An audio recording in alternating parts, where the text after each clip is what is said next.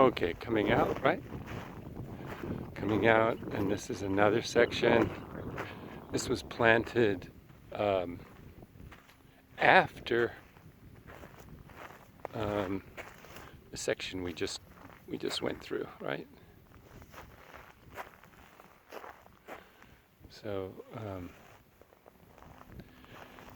and I just went a few rows deep, 6 rows, I think.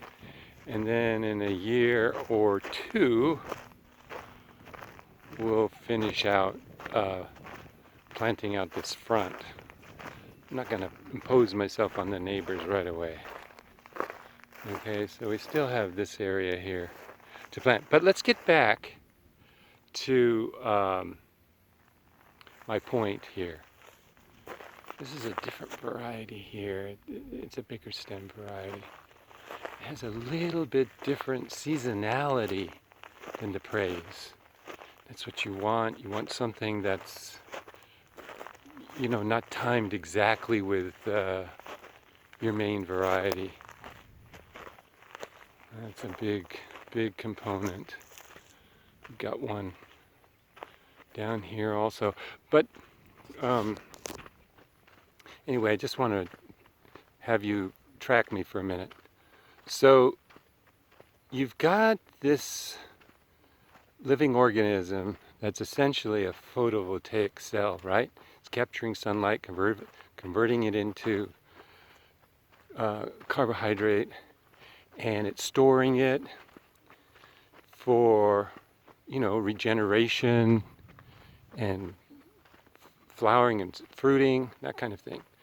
Now it has to have the genetic package there. So the genetics have to be for, which we've selected for, but they have to be for things like a certain amount of commercial production. If some varieties just are very shy bearers, so you don't get much production from them. And that's a genetic trait. You can try to alter it with fertilizers and cultural practices, and you may enhance them a little bit, but essentially they're genetically coded for low production.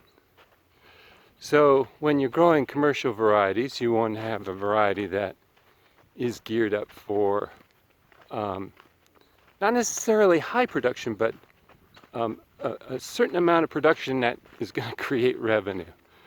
If you get high production, you see it all the time with different fruit crops where you just get a heavy load on the tree, and it just the tree can't sustain that load. It's going to try and mature the seed. It's going to put all the priority carbohydrate allocation into the fruit, and it's going to kill itself. So you don't want that. So you want the happy medium, like everything, right? Life is a balance. This is our new section here, brand new section.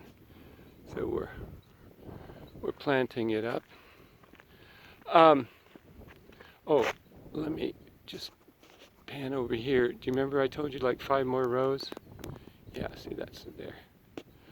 Okay, so let me try to explain that one more time. So what happened is those younger plants didn't have enough carbohydrate stored for them to trigger the buds to differentiate into flower buds. They said, no, I'm not ready to give it all I've got.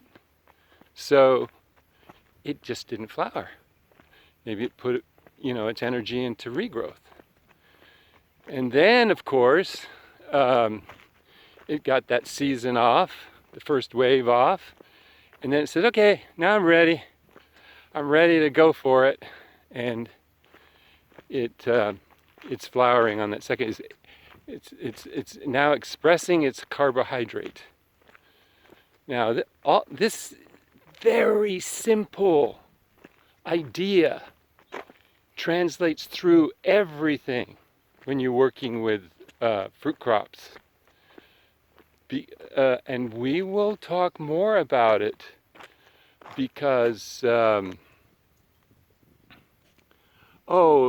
it impacts your philosophy on pruning, on thinning, your planting strategy, all kinds of stuff. All right? So I meet with my organic inspector in an hour. Hope I pass. All right, talk to you later.